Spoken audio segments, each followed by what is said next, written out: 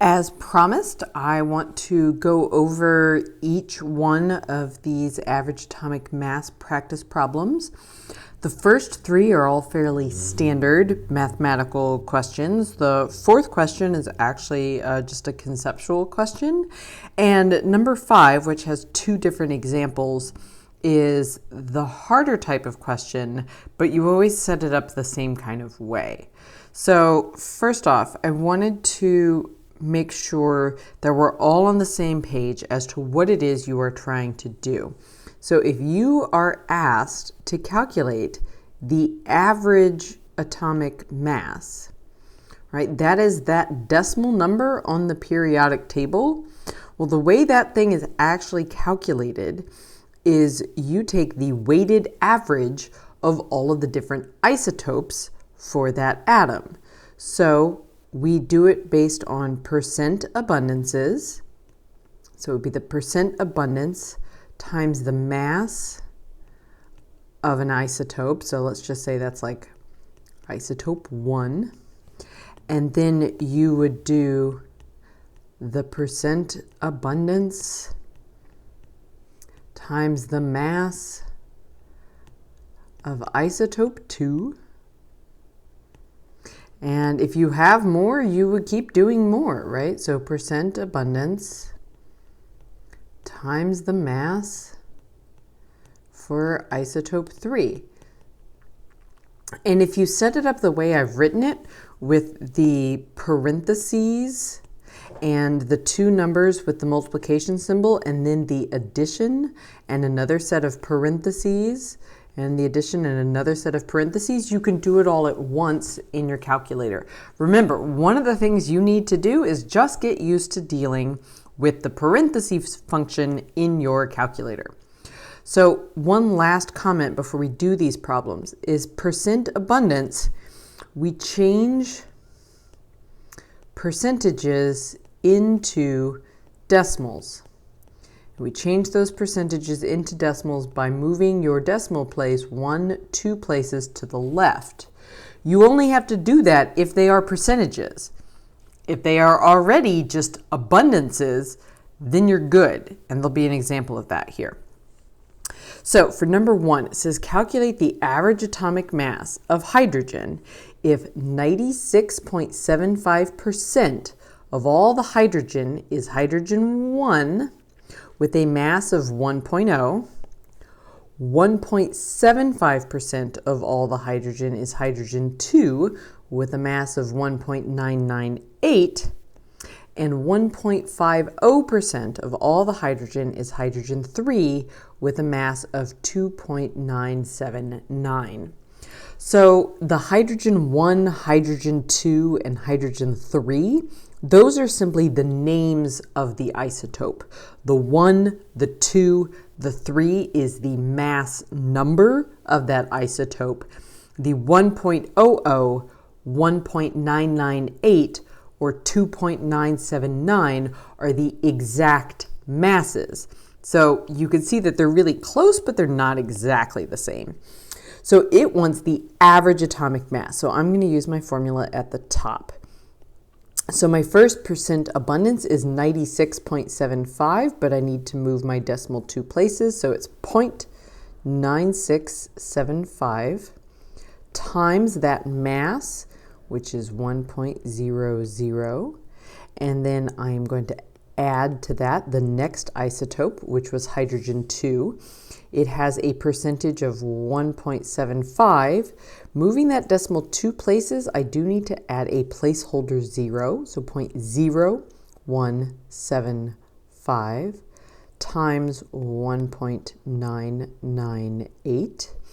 And then the last isotope, hydrogen 3, 1.50%, moving it twice. Again, I have to add a placeholder 0, so 0.0150 times 2.979. If I do all of that in the calculator, okay, so as I was saying, when you enter all this in the calculator, you would enter, I'm going to tell you the exact buttons to push just this one time. So it would be parentheses, 0.9675 times 1.00, close parentheses, plus, open parentheses, 0.0175 times 1.998, close parentheses, plus, open parentheses, 0.0150 times 2.979, close parentheses, equal. And if you do all of that, you will come off to the answer of 1.05. Now, why am I saying 1.05? Because the 1.00, the 1.75, and the 1.50 all have 3 sig figs. So I should report my answer to 3 sig figs, hence the 1.05. And when you wonder what unit is this, well, it is AMU. Okay, so the second problem, we'll go much faster. So the second problem, what you've got here is you have abundances. These are relative abundances, not percentages. So don't move the decimal. You already have.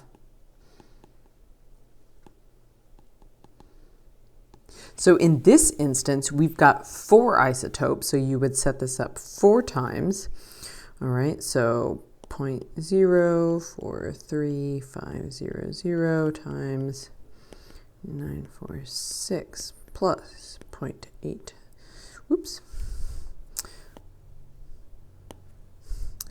0.8, not 08, 3800 times 51.941 plus 0.095, 123, times 52.941. Lastly, 0.23500 times the 53.939, close parentheses. All right, and when you get all of that, looking at your sig figs here, all of these have 5 sig figs, and these all have 5, 5, 5, and 5. So again, all 5 sig figs, so you should report 5 sig figs, which is going to be 51.996 AMU. Now, you may be wondering, that's not the number on your periodic table. Your periodic table actually for chromium says 52.00. But you should be able to look at that number and see how you get 52.00. Your periodic table only shows 4 sig figs. So if you round that to 4 sig figs, it becomes 52.00. And that's where that comes from on your periodic table. Okay, so this last one here, number 3 on rubidium. It says it's a soft silver white metal, 2 isotopes, rubidium 85, rubidium 87. If the abundance of the 85 is 72.2% and the remainder is 87, what's the average atomic mass? Well, before you do the calculation, you actually have to figure out what the remainder is. And that's pretty easy because I know everything adds up to 100%. So 100% would be 72.2 plus my remainder.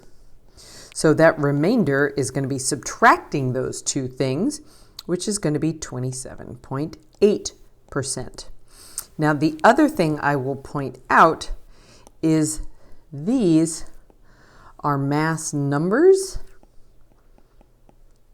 not masses, but it's the best we have. So it's what we will use in the setup for the problem. So my average mass then is going to be 0.722 times 85, because that's the only mass I was given, plus 0.278 times 87, because that's the only mass I was given. And if you do that in the calculator, you end up with 85.556.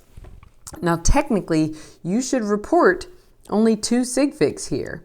And 2 sig figs, cutting that off, is going to make it round up to an 86, which is kind of weird. But I wouldn't give you a problem with just mass numbers. I would provide you with the actual atomic masses for each isotope. Okay, so question 4. If I look up for question 4, let me move that all up there. So question 4 is asking me, lithium has 2 naturally occurring isotopes, lithium-6 and 7. If the average is 6.941, which one is most abundant, and how do I know? Well, think about it this way. So I have lithium-6 and I have lithium-7. So if each one was 50%, so if I had 50% of this and I had 50% of this, well, my average would be 6.5. But I don't have 6.5. What I actually have fits right in here. It's 6.941. Look how close it is to the mass number of lithium-7. So that tells you that the most abundant one is lithium-7. And the reason why, the how do we know, is the average atomic mass is closest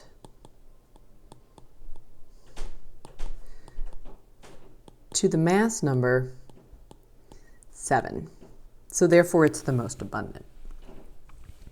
Okay, so question 5, this last one. It says calculate the percentages of each isotope. So this is kind of working backwards. All these other questions have asked us to calculate the average from percentages and from masses. These problems are giving me the average, and they're giving me the masses and asking me for the percentages. Now, this is going to need some algebra. Now, we are only going to do simple problems that involve 2 isotopes.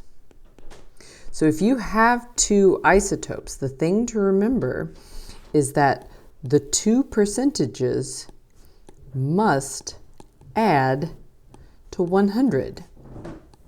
Which means your 2 decimal abundances must add to the number 1. So we're going to use that fact, and we're going to have to use one of your abundances as x and the other one as 1 minus x. And just algebraically showing you here, if I have an x plus 1 minus x, that does equal 1. That's what I'm doing. And the way to set this up to actually make the algebra easy is you always want to set the heavier isotope as x and the lighter isotope as 1 minus x. And then you are plugging in and solving for x, and that will tell you one of the percentages. Do 1 minus or 100 minus, and you get the other. So that means in this situation, my heavier isotope, I'm going to make this x. My lighter isotope, 1 minus x. So setting it up, the average is 114.8. That equals the percentage. So I'm going to say my percentage here, my abundance is x times, I'm going to use a dot instead of an x for the times, because otherwise it's going to get real complicated, times the mass, which was 115, plus the percentage, right, which is 1 minus x, times the mass of 113. So I need to distribute here. So I'm going to rewrite across this next step, 114.8 equals x times 115 is simply 115x, plus distributing that 113 across the parentheses gives me 113 minus 113x. All right, you can't forget that that is a minus right there. So if I need to collect like terms, well, I have a couple of things here. These two are like terms, and these two are like terms. So I want to move that 113. So it's currently added, so I want to subtract 113 from both sides. And that is going to give me 1.8 on my left side. And combining 115x minus 113x gives me 2x. Now I simply divide both sides by 2, and my value for x is 0.9. That is an abundance. If I want the percentage, I simply move my decimal 2 places back to the right, and that gives me 90%. And which thing is 90%? Well, I assigned x to be the heavier one. So that means it is 115 is 90%. So how much is 113? Well, it's the remainder. It's the 100 minus that, which is 10%. So if I do the same setup on the next problem, right, the average atomic mass of copper is 63.55. Two isotopes of copper have masses of 62.94 and 64.93. Again, assign the heavier one as x, the lighter one as 1 minus x, set up and solve. So 63.55 equals, open a parentheses, my heavier value, which is x, times 64.93, close, plus, open a parentheses, my lighter abundance, which is 1 minus x, times that mass of 62.94. Again, distribute my mass across my parentheses, rewrite 63.55 equals 64.93x plus 62.94, once I distribute it over here to the 1, minus 62.94x. Like terms, okay? So if I subtract off the 62.94 on both sides, that gives me a value of, let's see here, 0.61 equals, and if I combine my two x values, 1.99x. If I solve for x, it gives me 0.3065 to 4 sig figs. Moving my decimal over twice to turn it into a percentage is 30.65%. And which one is that? It is the heavier one. So it is copper, and I'm going to assume that that is isotope 65. The remainder, which would be 100 minus 30.65, which gives me 69.35%, is the lighter isotope, which I'm going to assume is copper 63. That's how you set up that type of problem.